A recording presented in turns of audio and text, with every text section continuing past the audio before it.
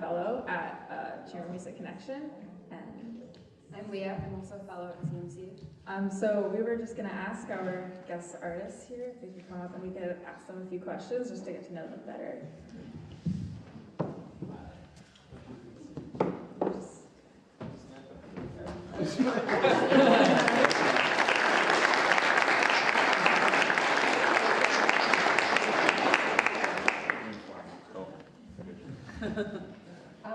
So we were wondering how and when you guys were formed.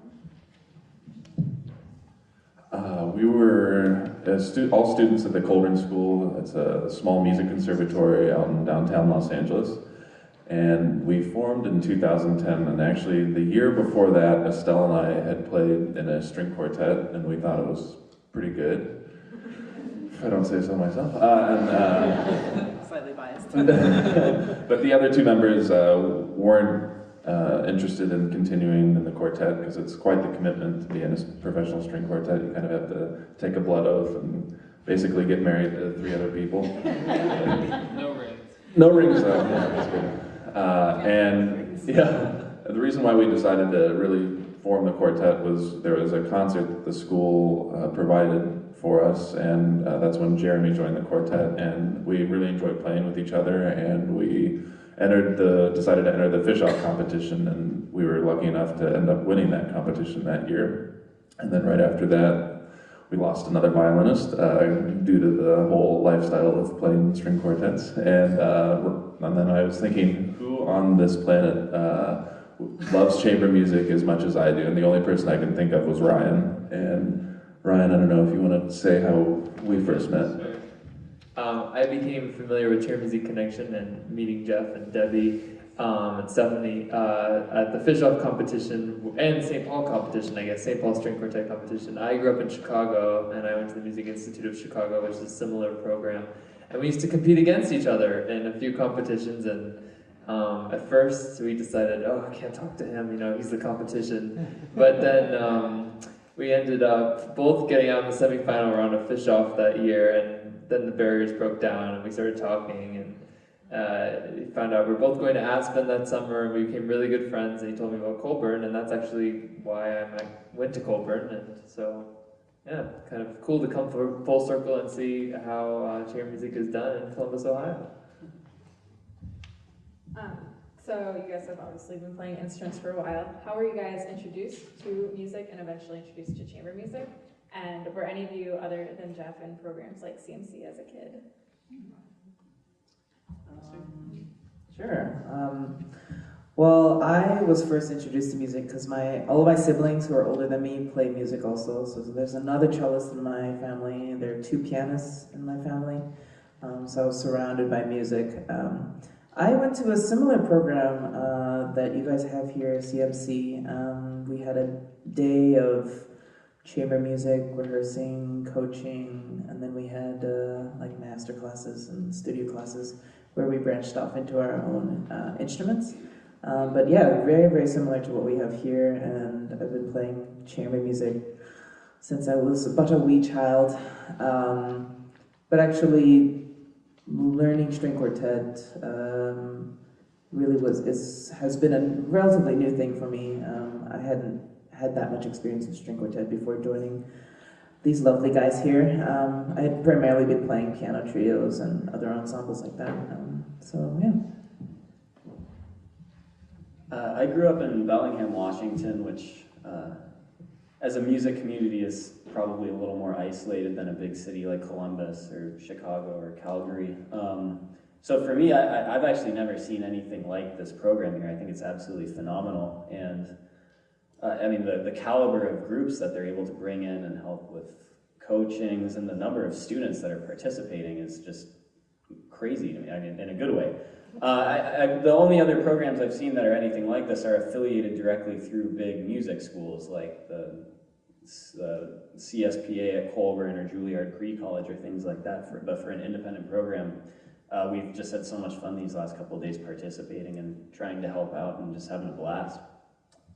And until I was in high school, I lived in St. Petersburg, Florida, and my former violin teacher and my mom had this idea to start a chamber music festival during the summer, which was for middle school and high school age kids. And so when I think I was 12 years old, that was the first time I'd ever played with other musicians my age in a chamber music group. And I really liked it, and then I think 2 years later at the same festival, it was the first time I played Mendelssohn's Opus 13, which is now on our debut album, so it's kind of cool. I feel like I've been playing it my whole life.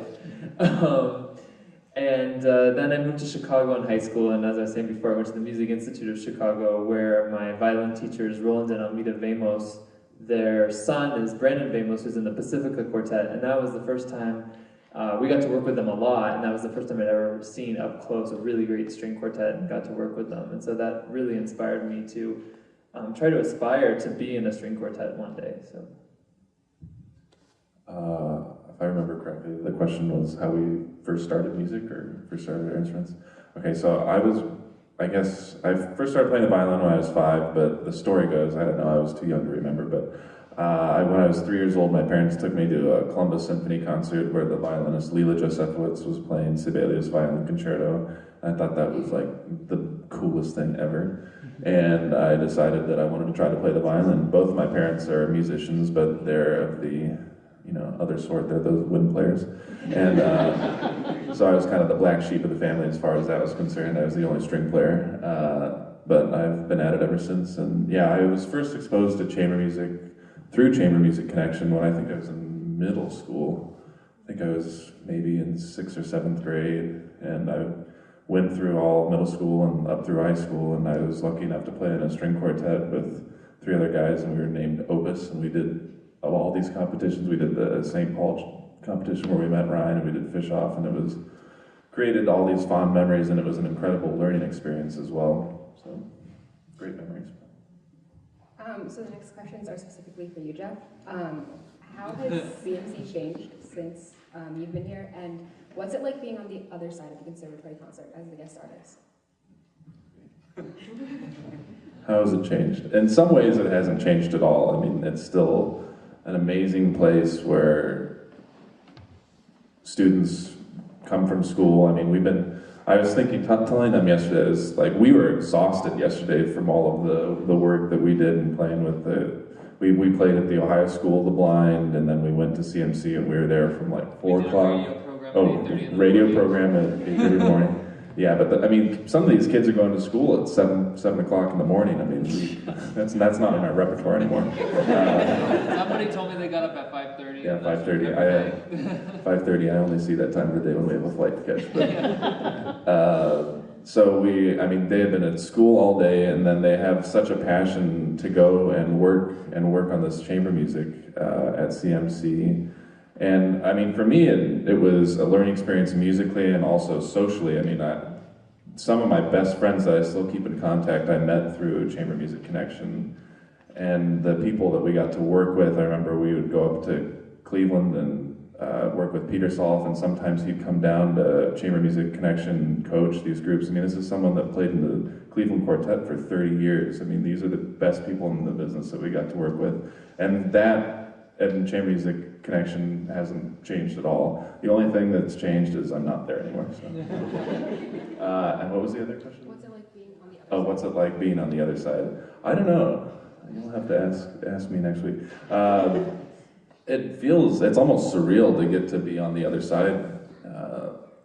Because while I was a student, I was looking up to these groups coming in and performing at Chamber Music Columbus and other venues in the city, and to get to work with them. I remember I met one of my teachers in college here, Arnold Steinhardt, the Calidore Quartet, and getting to work with him in one of the master classes was something that I'll remember for the rest of my life. And I can't put myself in the same boat as Arnold Steinhardt, but it's great to know that I can come back and try to relay some of those messages that I was taught as a kid and kind of pass those on to the next generation. The next question is for the general quartet. Do you guys have a favorite memory as a quartet or a favorite piece to play? Or a not favorite memory?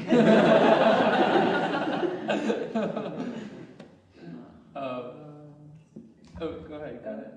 You got this. I'm trying to think of okay, it's not particularly music related, but I'll say a slightly not so fun memory. We have bad luck with trains, and we were traveling in Germany. Where they run really on time. Yes, they're very, very on time, and the amount of time you get to leave the train is not very long. So, and that was the first. I mean, that was the first time I had been in Europe, and we're just kind of like lost in days. And okay, this is our stop, so we got all our luggage, and we're ready to get off the train. Train doors close. Train gets going, and we're just standing there by the door, ready to leave, pawing at the door, wondering, what are we gonna do? Should we pull the emergency door release? Anyway, so we got off on the next train. Actually, before that, thinking about it, before that we had gotten on the wrong train to begin with. Anyways, bad train experiences. So since then, we're very, very vigilant about making sure that, first, that we're on the right train. Second, that we're ready to get off the train at the right time. Musical experiences, I guess, Ryan mentioned the Mendelssohn, and I think that's something that's really been in our blood for a really long time. Again, it was the first piece we all worked on. And I think performing that piece, for me, really brings me back to that point where the four of us made the commitment to stay in the quartet together and to make music together. And for me, that's a really special and very pivotal moment in not only the quartet's career, but in my own professional career, because I had been wandering and not really sure about what I wanted to do as a cellist. There were so many avenues. I mean, there's so many things you could do. And this being in this group with these guys really guided me, I think, in the right direction. Can't compete with that. Nailed it. So we're, like, all of our students here are all very interested in chamber music, obviously. So do you have any words of wisdom or advice for us aspiring musicians? Well, I think I mentioned it yesterday, but it bears repeating that it seems like you guys are all really good friends, and as are we, and as we are, and what I would say is that when you're in a group and you're the mission is that you're trying to help one another, and every time you give a comment, say, maybe you could do this way, or this way. Sometimes you don't even know how to make it better. Sometimes you have to experiment. Sometimes you have to say, okay, let's just try it this way and see what happens. But it's always you're saying it out of respect and admiration for the other person. And I think it's just a good rule for life. Like, chamber music, I realize, has taught me, I think, like, marriage will be somewhat easier, and if I worked in another job, like, it would be easier to get along with my coworkers. It just teaches human dynamics and how to respect the people you're around and how to interact respectfully with one another, and that's like most of getting through life, I think.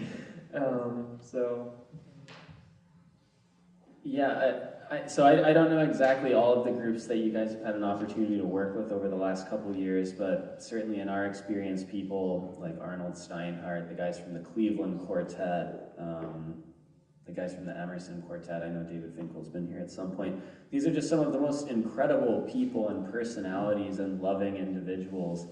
And in our opinion, it does come from these ideals that Ryan's talking about. You have to be able to compromise yourself down to 25% of a unit, which is kind of a small percentage for most people to stomach. So you have to keep your own sense of individuality while also blending yourself into something bigger than that, which it's great and it's hard, but once you get it down, it's so much fun and it's so good for you to be able to open yourself up like that. And the only other part that I would say to remember is in your rehearsals to always remember that since there are four of you, you should always be making each other stronger as opposed to bringing each other down. So all of the things that I'm sure myself and the others were talking about in our lessons and coachings the other day about how to have one person step out and listen and to not be afraid to give each other constructive criticism and feedback as long as it's always coming from a good place.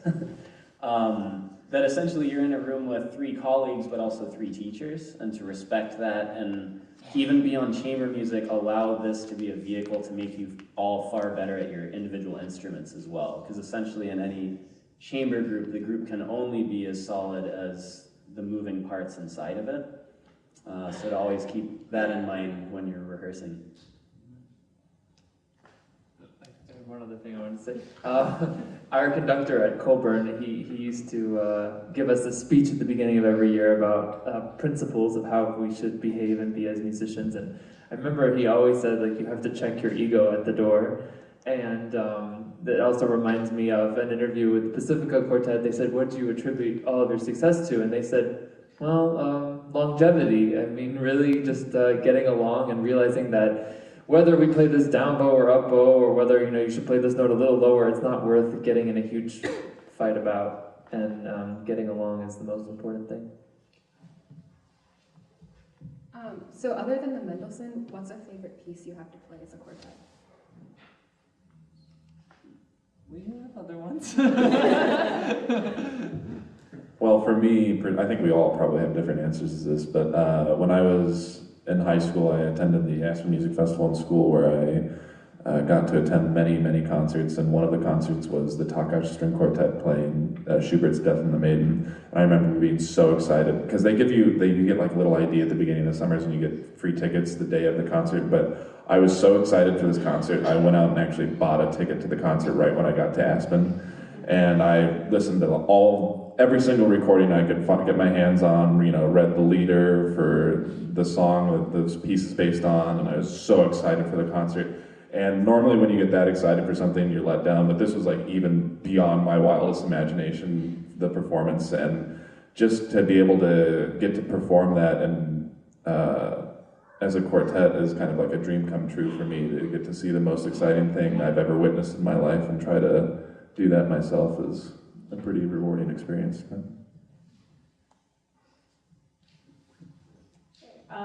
Well, final. It's always nice to know some background on the repertoire that we're playing today before you play it, or before everyone hears it. So could you speak a little bit about like the pieces that we're playing today and like what led you to select them?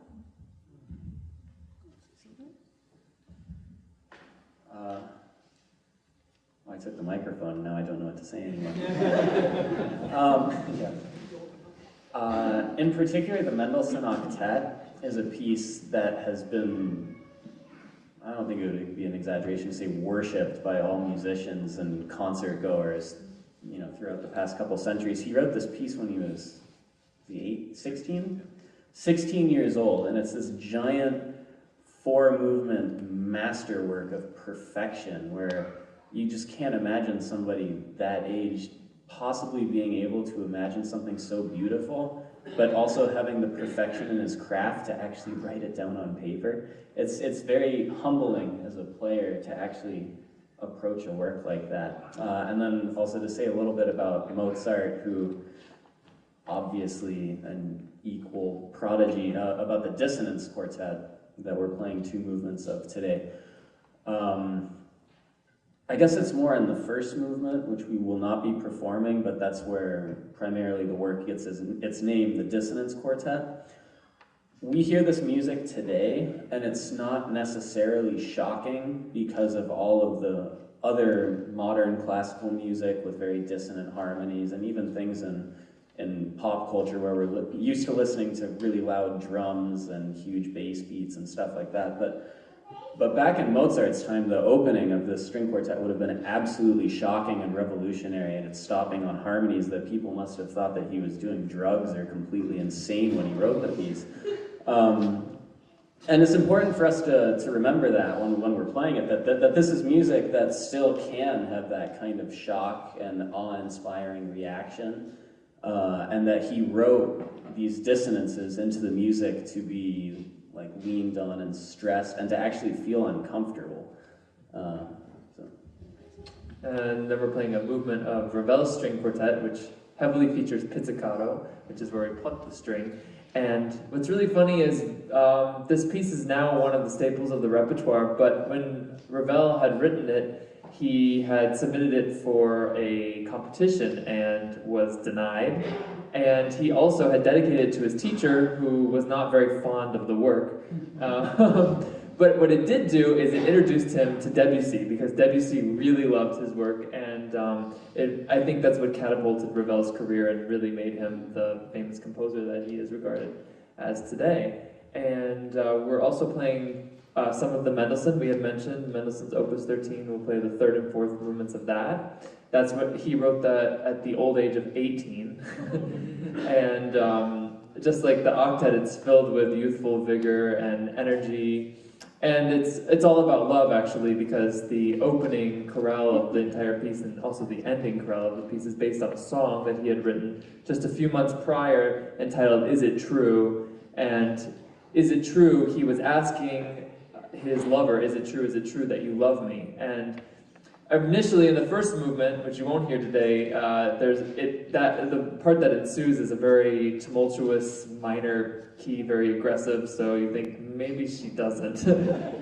But in the end, the fourth movement, which you'll hear, that opening chorale comes back in a very hushed tones. So it's anybody's interpretation. I kind of see that he's come to terms with it all by the end.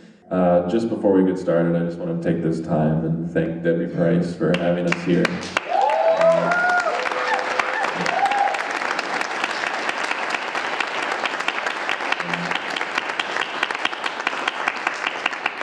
What she does here is unbelievable. There is no other place in the country like this where you get to have such close contact with professional groups and to have such a great experience where students can come and meet each other and hang out and have friends like this. There's really no other place like it, and she's been doing it for over 20 years now, and it just keeps getting better and better, and I'm just so excited for the future to see where this program goes. Woo!